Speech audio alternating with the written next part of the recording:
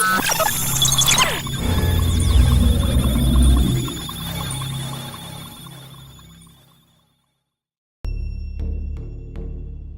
lives of the prophets of the Hebrew Bible have much to teach us today about living virtuous and healthy lives, as we hear in this series of lectures by Rabbi Ari Sollish of Chabad Intown in Atlanta. Each program provides tools for character building based on the narratives of biblical figures. And now, Strength and Struggle, Lessons in Character from the Stories of Our Prophets.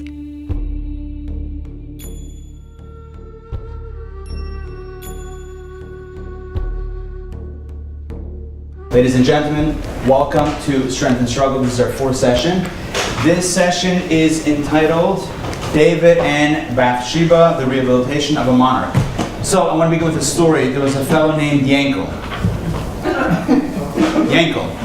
And Yankel, the time was getting closer to Yom Kippur, the Day of Atonement. And Yom Kippur is a day in which we atone, we confess God atones for our sins, we confess our sins, and Yankel felt that this year he had a lot of confessing to do. So, he's thinking about the synagogue, going to the synagogue on Yom Kippur and confessing his sins, and he thought to himself, you know what? Do I really want the rabbi to know all my sins? Do I really want the congregation to know all my sins? I personally, I feel a little uncomfortable, says Yankel. So Yankel makes a decision. This was a brilliant decision. He decides, instead of going to the synagogue on Yom Kippur to confess his sins, where everyone knows him, it's like cheers, right? Everyone knows him. Instead of that, he's going to go to the church. And in the church, he's going to go and confess the confessional there. So it'll be Yom Kippur. He'll go to the church. It'll be a confessional. What could go wrong? He doesn't know the priest. He doesn't know anyone else. It's fine. Brilliant idea. He goes in to the church. It's Yom Kippur, and he sits in the confessional booth. Right, the whole thing over there, opens up the windows, whoosh, whatever it is, and the priest is there, and he begins his confession, and the priest cuts him off and says, excuse me, can I ask a question? And the fellow says, yeah. He says, are you by any chance Jewish? And the man says, yeah, how do you know? He's like, I've been doing this for years, says the priest, and I've never had someone sit in the confession with an attorney. All right, so today we talk about sin and confession and atonement, and really the theme is how to bounce back from when we've made bad choices, when we've made lousy decisions, when we've done things that we shouldn't have. How do we bounce back from that and engage in a process of personal rehabilitation and rehabilitate our reputation, our integrity, our inner spirit? How do we regain our standing in our own eyes and the eyes of others? And we can understand this theme, think about this theme on many different levels. I'll let you choose how you want to think about this, and how you want to contextualize it. Number one, you can think about this in the context of scandals. So when you hear about a famous person and a scandal, so how can they regain favor in your eyes and not like you know them, they know you, but theoretically, how does one, whether they're a politician, whether they're an actor and actress, whether they're an athlete, how does one regain their standing, their good standing after they've done something not good? So that's one way we can think about it. Another way we can think about the same topic is, how do our loved ones who have perhaps hurt us, how do they get back in good standing in our eyes? And that's a little bit trickier, because when it's somebody famous, so it's like gossipy. That's the extent of it. It's, oh, cool, gossipy. Oh, look how much they've fallen. That's such a thing. But when it's somebody that you love, whether it's a spouse, whether it's a parent or a child, whatever, or any other relationship, when it's a close relationship, someone that you love, and they do something to hurt you, they do something that is dishonest, breaks trust, whatever it is. I can think a million different scenarios you can think of. But when someone does something, when someone makes a choice that we would consider to be a moral failing that we're close with, how did they get back into good graces in our eyes? And now we can look at it the third way. So whether it's a famous person or someone we're close with, the question is relevant as it is to ourselves. How do we regain our footing when we've fallen? And not when we've fallen because, whoops, we didn't see that coming, but when we made a bad choice. When we make choices that are unbecoming for who we are, how do we get back up after we have? Can we put the pieces back together once we've shattered whatever it is that we've shattered? Is that possible? Can we rehabilitate ourselves and regain our integrity, our standing, our pride and prestige, whether it's in the eyes of others or in our own eyes? These are some of the themes that we're going to address today. The theme again is how to get up once you've fallen. So our teacher today, we have the most phenomenal teacher. No, it's not me. Our teacher today is none other than King David. King David of King David fame, right? The Davidic dynasty, the whole, the Elder Zaidi, the great-great-great-grandfather of the Messiah. King David is going to be our teacher. Because as we'll see today, King David did something that he had to bounce back from. And he teaches us how that is possible. How it's possible to get back up after one has fallen, after one has made choices that require a lot of work to get out of. So let's begin. I'd like to I probably influenced the answer. And I didn't mean to, but I've already done it. It's too late, I can't take it back. I could say strike from the record, but here's my question, by raise of hand. Before you walked in today to today's class, notwithstanding my introduction, before you walked in today, what was your opinion of King David? Favorable or not favorable? Those that had a favorable opinion of King David, please raise your hand. Okay? Those that had, so this whole side, it's interesting how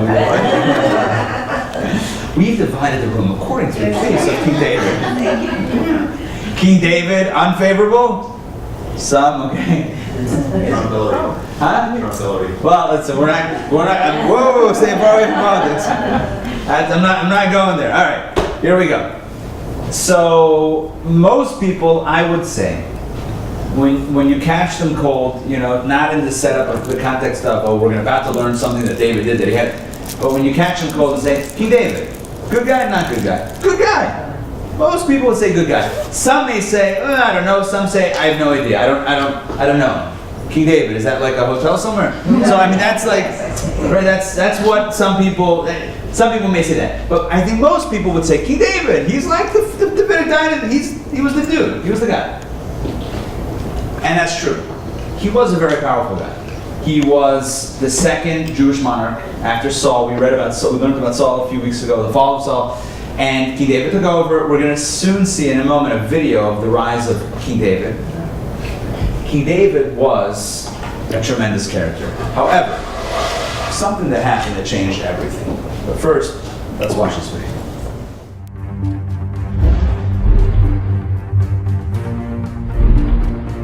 Saul was crowned as the first king of Israel in 879 BCE. He failed at his first and most critical mission, and God swore to transfer the monarchy to a better candidate. God then instructed the prophet Samuel to secretly visit Jesse, a leading sage from the tribe of Judah, and to anoint the youngest of Jesse's 8 sons as the future king. David was later known as the sweet singer of Israel, a divinely inspired psalmist and harpist. But at that time, David was a lowly shepherd boy, a fearless, ruddy youth who spent his days alone in the wild.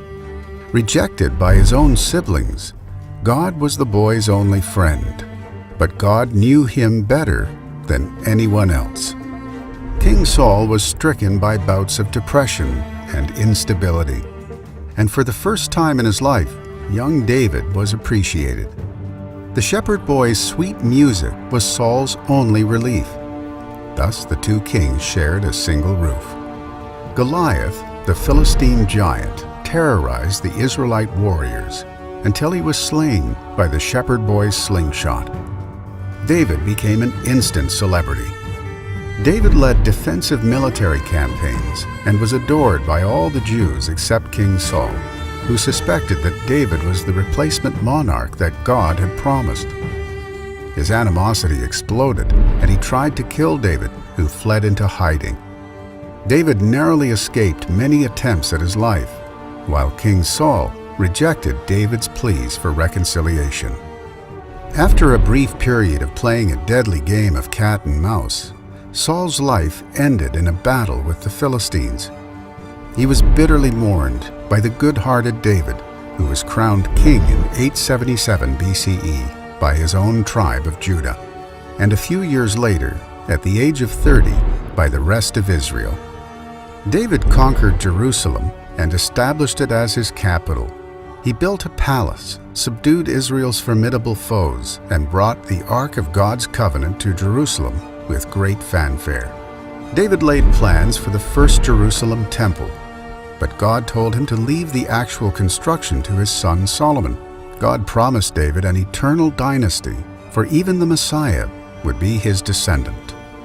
Just as David's life climbed to a tranquil peak, the disturbing episode we will explore in today's lesson erupted like a sudden cloudburst.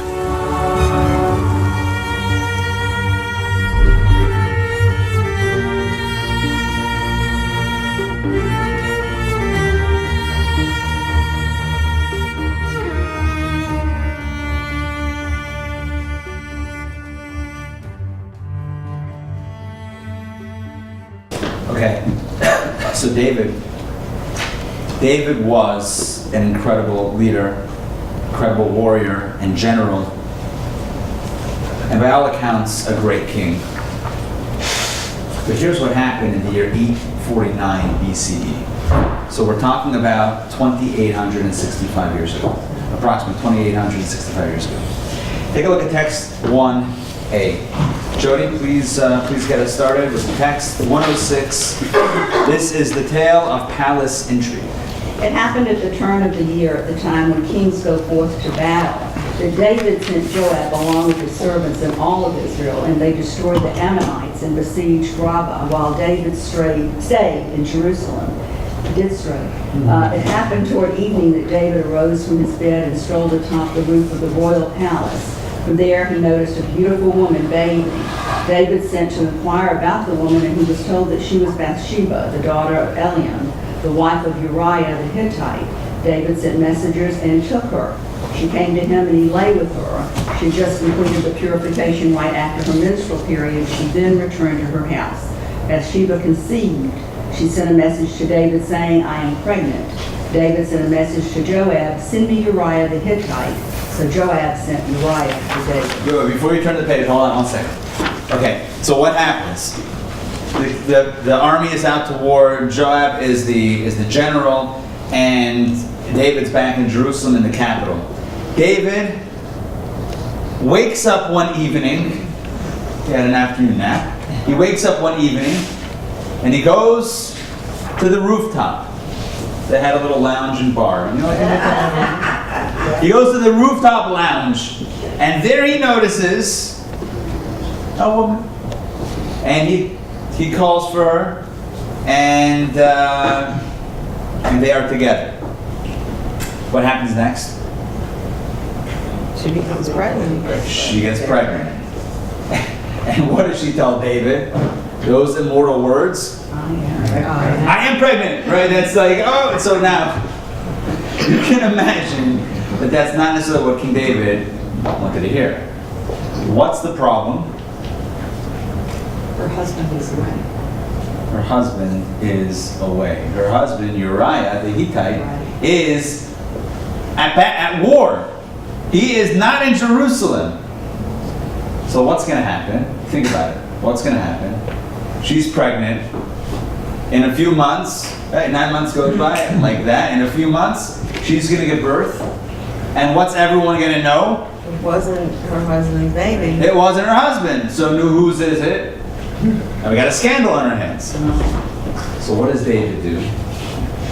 What's his next move? He's a strategist, right? What does he do? What's his next? No, before you do. What's the last line of that text? Little, what do they call it? A furlough? A military furlough? Come back home! Come back! Spend some time with your wife.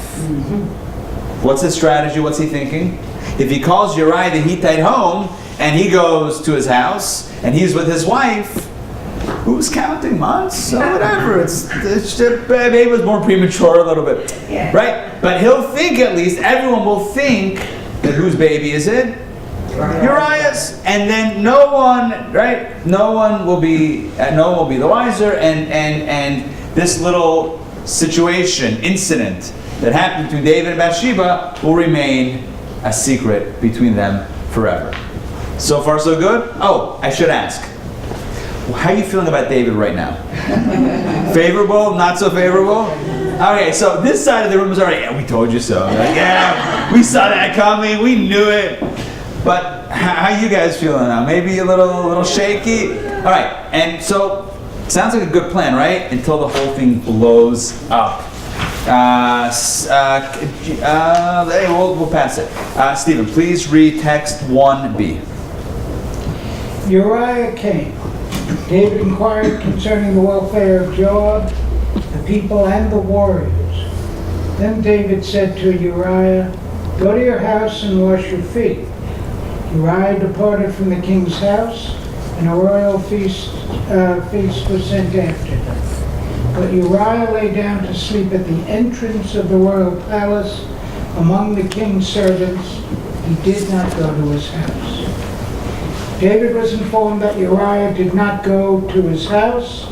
David said to him, "Are you not coming from a journey? Why did you not go to your house?"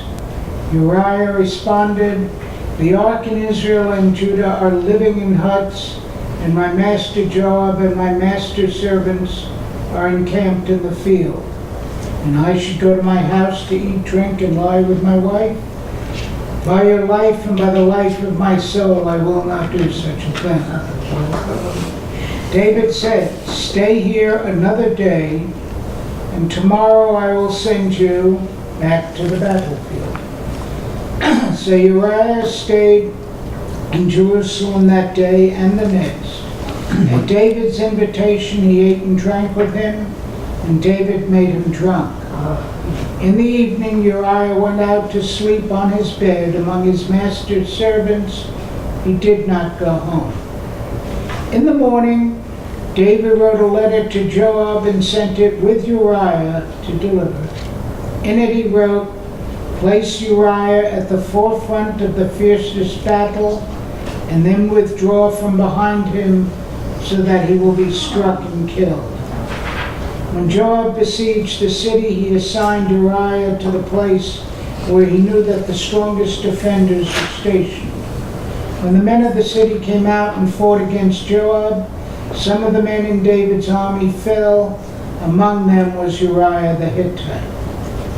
Uriah the Hittite's wife heard that her husband had died, and she mourned him.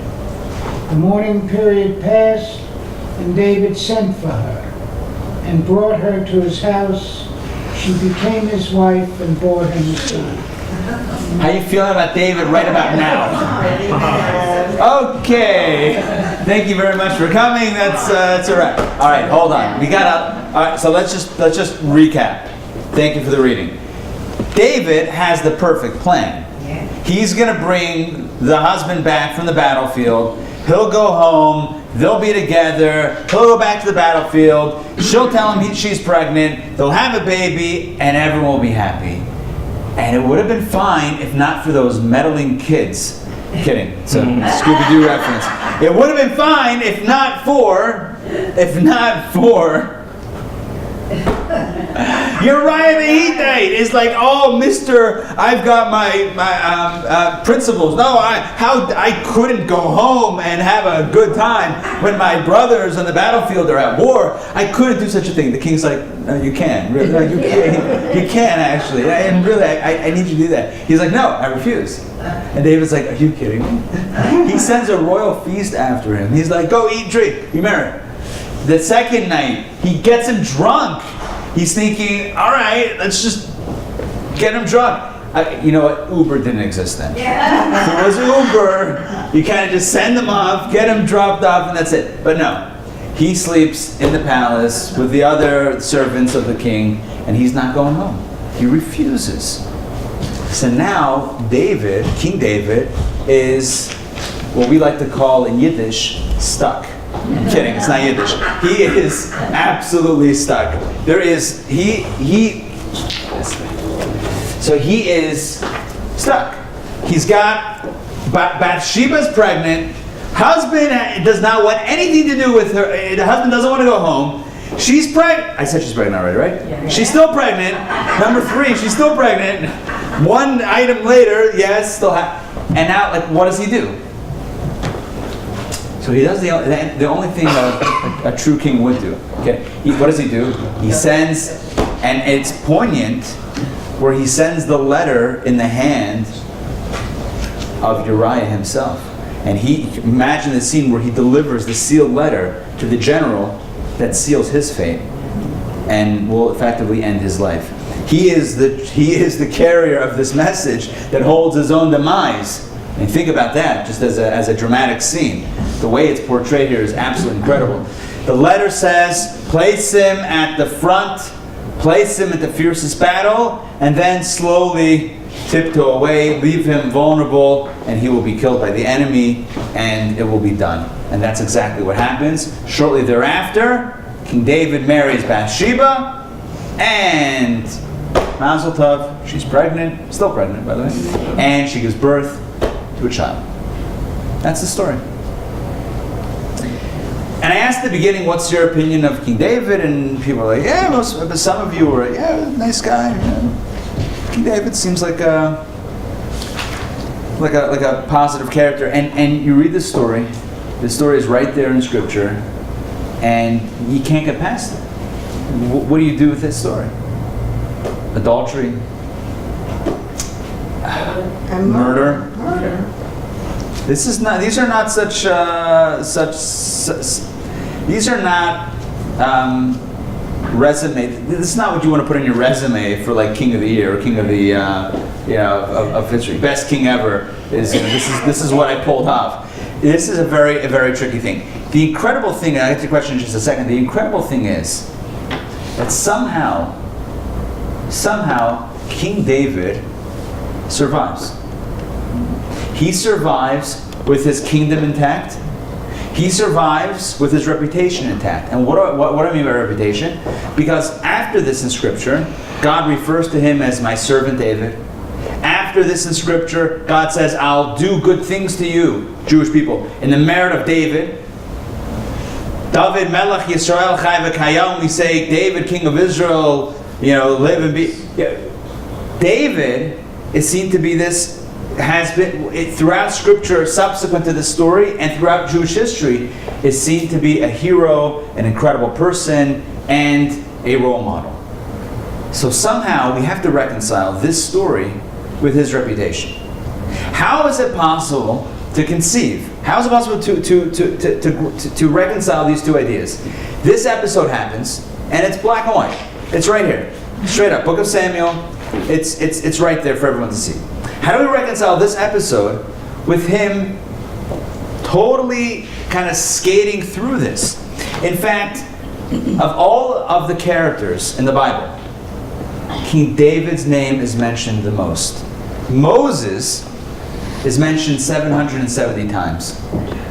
King David, over 1,000. Over 1,000 times King David's name is mentioned. And it's not in the context of, ooh, David, bad guy. It's in the context of David, good guy. How do you reconcile that with this story? So there's one of two options. There's really one of two options. Either somehow he was Teflon Dave. Somehow he somehow managed to kind of like, some people, nothing, no scandals, stick to it. He was able to kind of just get through it. In which case, there's no lesson for us. Right? What lesson are you going to draw from that? Good PR. Do bad things and try to get away with it? That's certainly not why we're convened here today. Second option, which is obviously the path that we're going to pursue, is that King David, after this episode, embarked on a journey of personal redemption, personal rectification. And he worked for years to rehabilitate his character, to rehabilitate his name, to rehabilitate his legacy. And it's because of that he's held in such high esteem. Not because of his other things, but because he was able to bounce back from this and work on himself, as we'll see throughout this lesson. because that's why he's known to be the great King David, not because of the other stuff.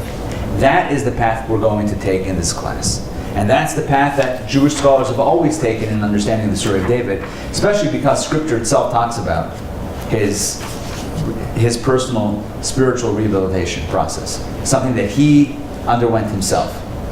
This will be a lesson for us, not how to commit crimes and get away with it. That's not today's lesson. Today's lesson is how to bounce back from personal failure and rebuild yourself when everything seems shattered. That's going to be something that we all can take to heart, whether it's for ourselves, for our loved ones, or for the larger society. Question? Comment? Do you think that Uriah knew of David's philandering? It's an interesting question. That's why he didn't go home. Well, I look at the language and it's a bad translation here because it says Chei. Let's see. Chayecha v'chei nafshecha. When he answers David, right? He says Chayecha v'chei nafshecha. First of all, it's very rude. You don't speak to a king that way. By your life. V'chei nafshecha, and by your soul's life. By your soul's life, I will not go. I'm defying your order, and I'm promising by your life I'm defying your order. And it's street language. It's chutzpah. It's street language. Yeah. Because today in Israel, he says, I saw so-and-so score 30 goals. Bechayecha. Really? So, and then he adds, Chei nafshecha. That's like insult to injury. You don't speak that way to a king. So you're saying maybe he sniffed out that something that was being set up for this. Hold that thought. I'm going to present another theory on Uriah's hesitation to go home. We'll present another theory. I'm not discounting that, but we'll present another angle.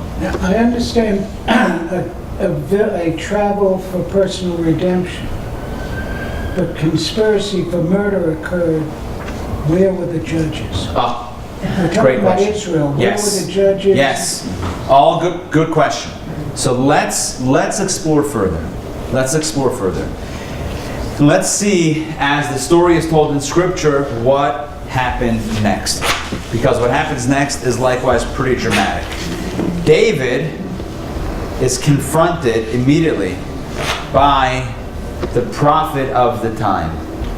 The prophet then was a great tzaddik, a great righteous person named Nathan. Natan HaNavi, Nathan the prophet.